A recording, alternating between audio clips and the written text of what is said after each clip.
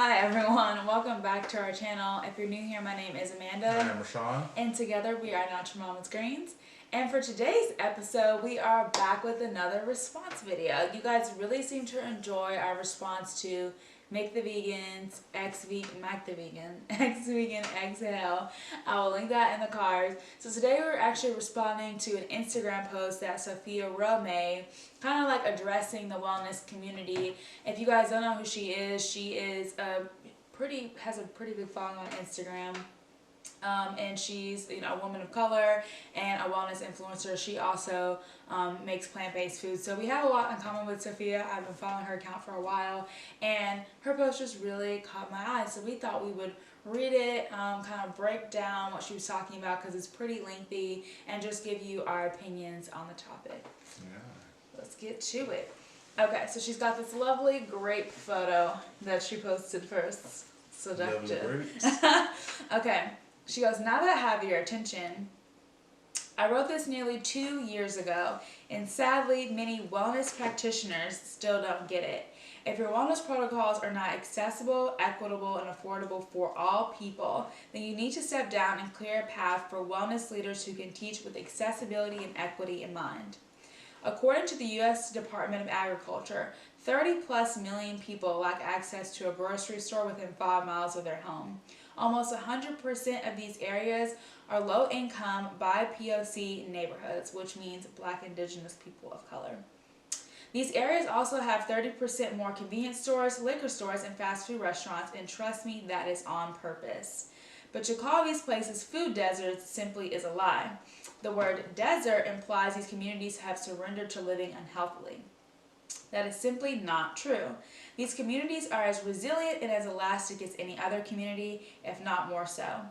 You won't find fancy supplement stores, powders, or boutique infrared saunas, but you will find community gardens, aunties and uncles growing tomatoes out of old plastic water jugs, community cookouts dishing out enough food to make sure the elders have leftovers, and plenty of calloused hands. To those who tout rhetoric such as, if it's not certified organic, it's poisoning you, if you don't get a lymphatic drainage massage weekly, you're a walking septic tank. The list goes on. A reminder that even being able to take the train to the farmer's market is a privilege. Being able to live a plant-based lifestyle is a privilege. Having a choice in what you eat is a privilege. Food insecure communities don't need demonizing or criticism, but they deserve recognition. If you're in the wellness arena, it isn't your job to scare, judge, or criticize. It is your job to love, support, educate, and assist in establishing protocols for all people, not just folks who can afford buying organic spinach sold in plastic. Access to wellness is just as much a racial justice issue as it is an economic issue, and the protocols wellness educators teach should reflect that, and then some. If your wellness isn't about community, it isn't wellness. Let's talk about it. Let's take a crack at it. So, when you first hear that post, what goes through your mind, Sean? Got some factual things coming in there. Got some facts. You got some things that hit home. You got some things that I can relate to. Right. You know what I mean? She speaks a lot on privilege.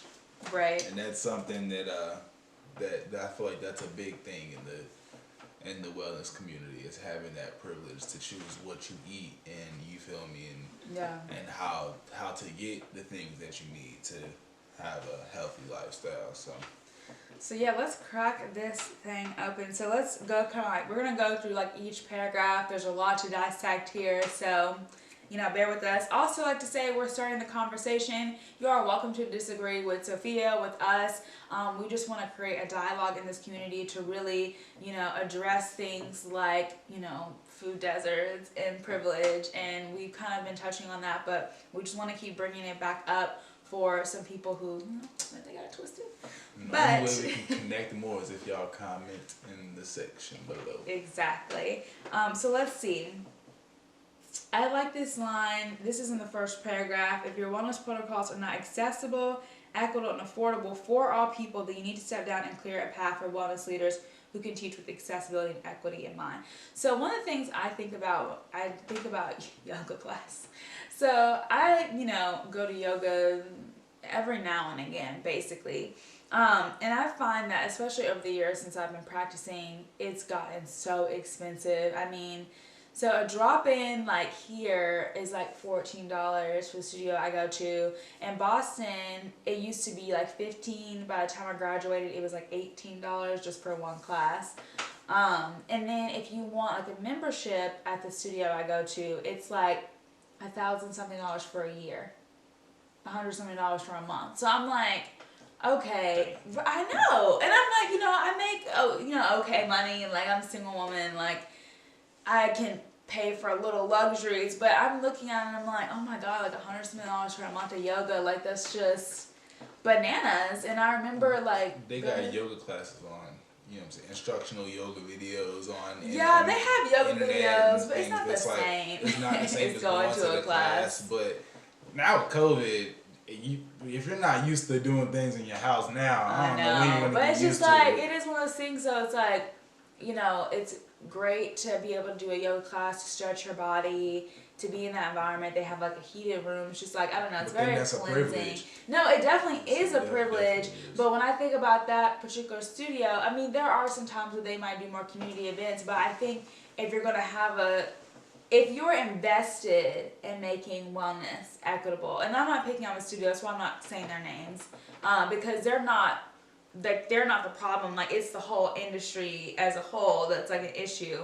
If you're gonna have high-priced yoga classes and you're invested in also bettering the wellness of everyone in your community, I think a way to balance that is to maybe offer some community yoga, like this one day a month. Even you go into a park and it's just an open area, and if you want to join, you can join. Exactly, like donation only. Like those were the first yoga classes I used to go to in our apartments where we grew up. They used to have like a yoga class every Wednesday night in like the main building, and it was free, donation only. So that's how I got into it, because at the time when I was in high school, I wouldn't have been able to afford a $15 yoga class. So I feel like that was such a great opportunity and like such a big door that opened in my life, like being able to discover yoga that way. So I would hope that there would be more people creating the opportunity for others in the community. What do you think?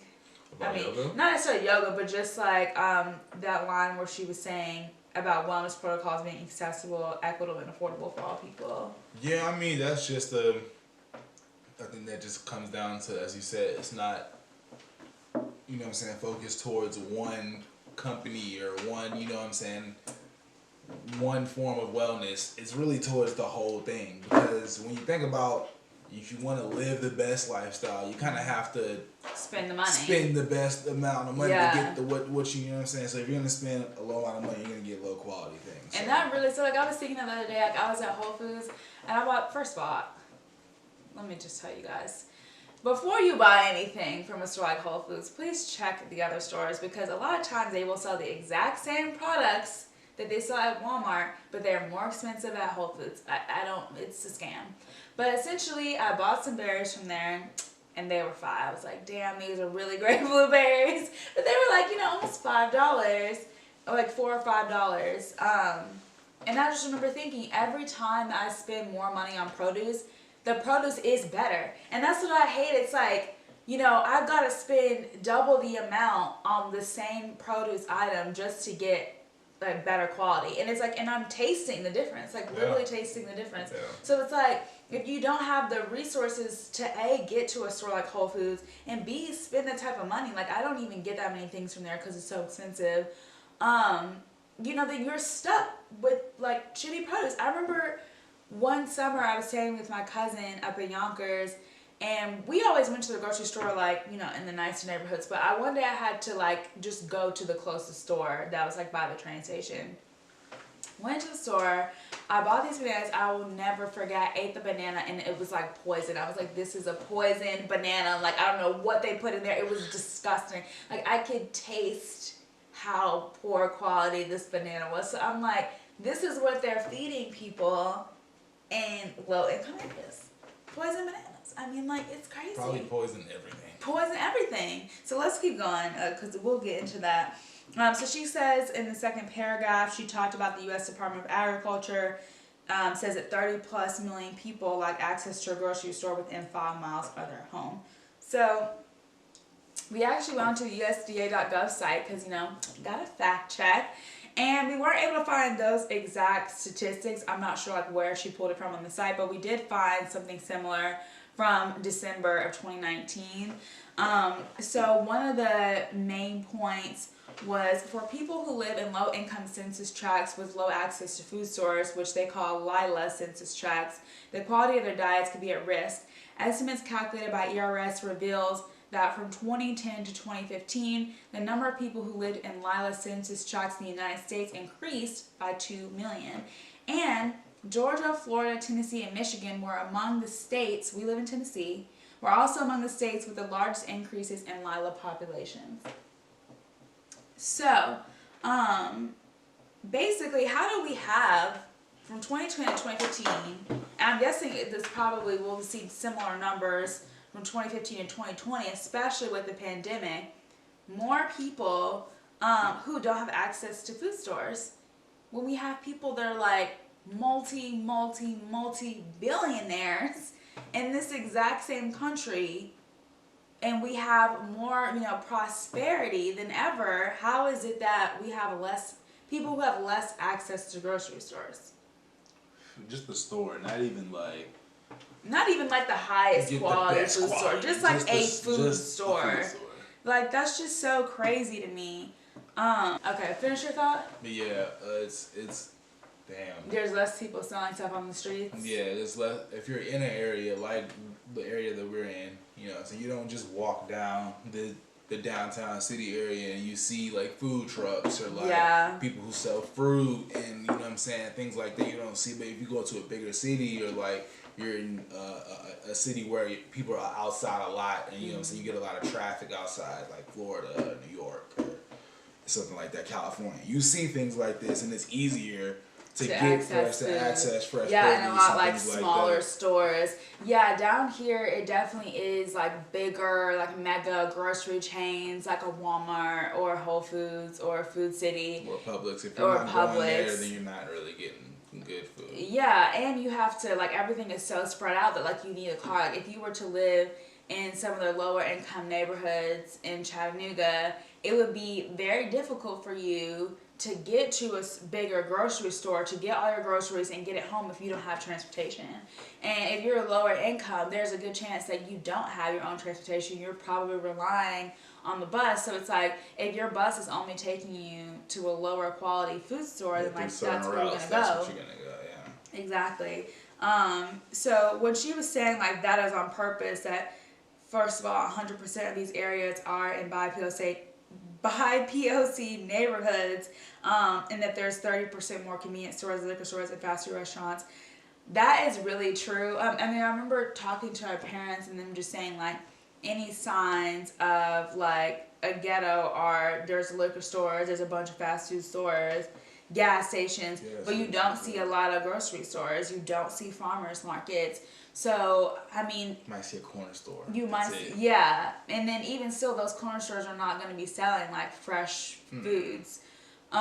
So we all know, if you don't know by now, about systemic racism and about how a lot of the worst aspects of our society are placed into lower income neighborhoods. Like we're talking about waste disposal, lower quality schools and roads, and you can really see how the tax dollars are not favoring people in lower income areas. And I think the same goes for food. Why not?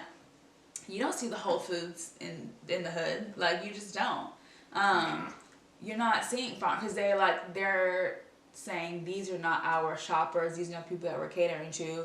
We want to cater to people who have excess income, who are going to want to spend double the amount of money on produce. Just because of the area they're in.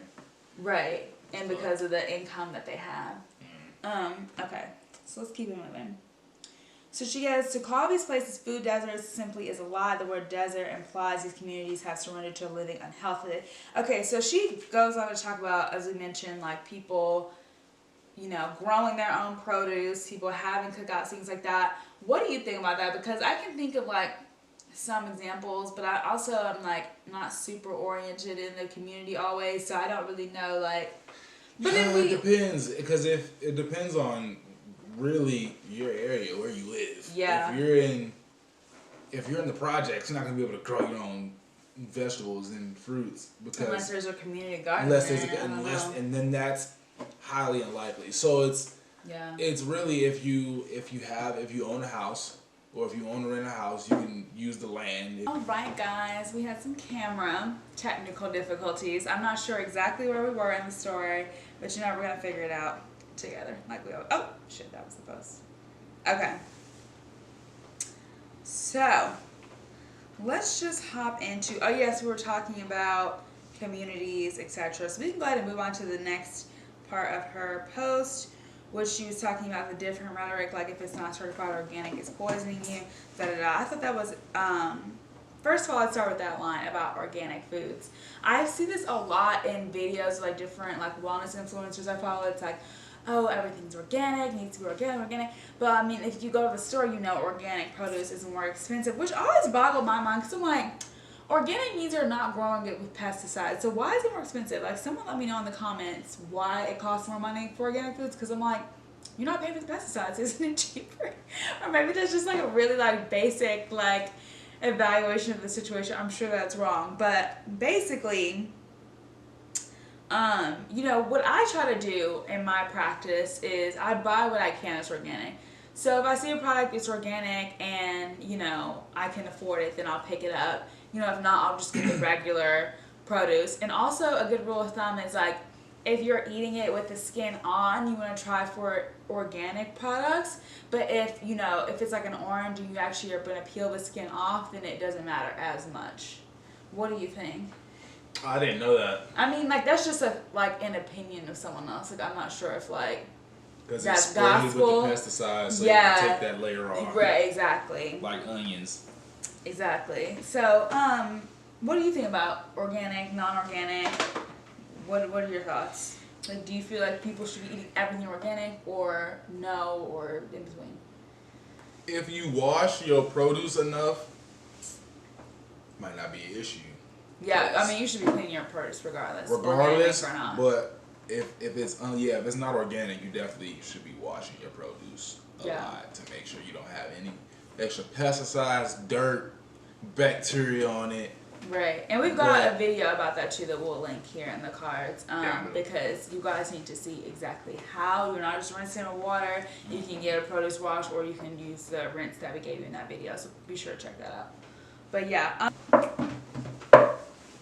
Oh, that's freestyle. Nope. Fuck off. Okay, so we were talking about plant-based lifestyle being privileged. So you said facts. I said that if you don't have access to, you know, a proper grocery store, then that's when the privilege part comes in. I feel like if you do have access to it, depending on what you're making and how you're sourcing your produce or your plant-based substitutes, then it is possible. Like, I'm never going to say it's not possible, because we do it. You know what I mean? We're not, like, rolling in the dough. But I feel like it really depends on, like, your living situation. If you're like, say you're like in high school and you're living with your parents, 3 siblings plus your parents, and they all eat and love meat. They're not that story. Yeah, so I was talking with Sean earlier, you know, to just throw my dad under the bus, but when we were kids, I remember saying like I wanted to be a vegetarian. I always kind of like knew that I was never like super into meat, I don't think. But anyway, I said I wanted to be a vegetarian at one point. My dad was like, no, like we cannot afford to buy, you know, exclusive groceries for you and buy food for the whole family. And then in that situation, even in my own life, I'm like, okay, so it is a privilege that when I got older, did my own research and was spending my money on food as a single adult, then it's like, okay, well, I'm going to choose to follow this plant-based lifestyle. But like as a kid, it's like, you're going to eat whatever we buy. Yep. And if it's meat and it's cheese and it's dairy, then like that just is what it is. Right. And there definitely are a lot of people in that situation where they don't get to choose like what's cheapest, what they have access to, what's convenient, then that's what's made. I mean, even things like the time, like you might not have time to prepare a healthy meal for your family. If you're working multiple jobs to keep food on the table, then you're just going to heat up what's convenient. And a lot of times, the foods that are convenient are the foods that are the worst for us, which is really unfortunate, you know, in terms of processed foods, preservatives, dyes, dairy, meat. Like, that's all in those fast food options is the stuff that's like poison, you know? So, yes, in that sense, I can acknowledge, like, eating plant-based is a privilege if you are already struggling to get food in general. Right. Yeah, for sure. And there are a lot of people online that participate in like that sort of shaming at people, and that's one of the things I'm proud of about this brand and this community is like we don't practice shame. We always say like do what you can, do what works for you, make it work for your lifestyle. Yeah, we ain't hate on nobody. And I hate on nobody, you know what I mean? Because everyone has a different situation. Yeah. So, and everyone has different needs and everyone has different resources. So, you know, we always say, like, we just got to meet people where they are. So, she says that in her next point about food insecure communities don't need demonizing or criticism, but they deserve recognition. So, you know, one of our goals for this brand is when we're able to get to the point where we can have like that philanthropic nonprofit arm. You know, we've always talked about wanting to solve this issue of food deserts, of food insecurity, because there's no reason why in America in particular, one of the most prosperous countries in the world, that we don't all have access. You said what? Supposedly, for some. But we should all have access to healthy foods. You should have a choice. And I think if people really did have a choice and it wasn't like, oh, my pockets are determining what I can do, then we would see so much more like healthy eating. For sure. We would see people really turn it around. But when you're like stuck in a place where you have access to crap, like you're gonna eat crap. Yeah. You know? And I just feel like that is something that not just as a wellness community, but as a society, a country, a world, there shouldn't be anyone going hungry. We have the resources. You can say it's a conspiracy to try to keep population control, or the pharmaceutical industry, keep people sick. Maybe, who knows? I mean, there's a lot of everything is corrupt in this country. There's a lot of layers to things like food deserts and food insecurity. I mean, like we said, like she was saying, it's on purpose. These systems and these ways of being were set up, and now we're seeing the effects of it years down the line. But if it had been set up like, okay, we're going to create a society where everyone has access to healthy foods, where we have, you know, adequate public transit for people that can't afford vehicles, where we have a fresh food market in every neighborhood, then we wouldn't have this problem. Right. But you're right, like it is a lot of things that are intentional. I mean, shit's not an accident. That's one thing that in 2020 everyone should know, that the way our society is set up, who has access to what, how much money is in your pocket versus their pocket, none of it's accidental. That is all created in this system. Yeah. And we see food being one of the first places you got identified. These people have enough in what's good and what's healthy, and these people don't. And then you go and see, how did we get there? Mm-hmm. You know, you can always take it deeper if you're really willing to dive into the research. But what you shouldn't do is go, well, shame on you, didn't you want this, blah, blah, blah. You should go, well, what's their situation? How did they end up there? Right. Why is everyone in their neighborhood like this? What's going on with this community? Like, you have to start asking those questions if you really want to get to the root of these issues. Right, for sure. All right, let's see. So we're wrapping it up here. So she said access to wellness is just as much a racial justice issue as it is an economic issue. And that goes back into that systemic problem, systemic racism, as we all know. Mm-hmm. You know, when you're looking at who has more or less, 99.9% of the time is tied to race. You know, and we all know that things are set up in our society to make that happen. So when we're seeing, this wellness community is catering to wealthy, predominantly white people, and it's excluding everyone else, well, what does that say about our society? That to be well, to eat well, to live well, you need money, and you need to be a white person. Like, that leaves out everyone else. Yeah. Yeah, definitely. It comes down to race and income. Right. When you think about it. And they're linked all the time. They're usually linked up together. Especially when we take in the fact that, typically, like, by POC people, the term she's using in this post, don't have generational wealth, don't have access to loans or venture capital, the list goes on. Again, that's going to factor into what you're able to do for yourself, down to the food that you're putting in your mouth. Right. So, I definitely, just to wrap it up, agree with a lot of what she was saying. I think it's awesome when people like her, who have such a huge platform and who are successful in the wellness community and in that industry, and they're saying like, hey, there's a problem. Hey, why are we not including everyone? Why are there not multiple seats at the table? And if we have this privilege and this money to spend, money on a lymphatic drainage massage every week, or $200 on a face cream, then why are we not taking some of that money and putting it towards the communities that don't have access to eat food and not die off what they're eating? Exactly. So Rashawn, do you have any final thoughts for the community? Final thoughts. Try your best. You know what I mean? You really can only do so much with what you have, so just try your best. And there's no such thing as impossible. It's not impossible to go plant-based. It's not possible to think about being well. It can happen, bro. It just takes that, initiative. One step forward, keep another step forward. You know what I mean? And think about how you can bring other people along with you. If it starts with you and you live in a community where it might be a food desert or food insecurity, then start to get with your neighbors and be like, can we start a community garden in someone's backyard? Can we try to get a market here?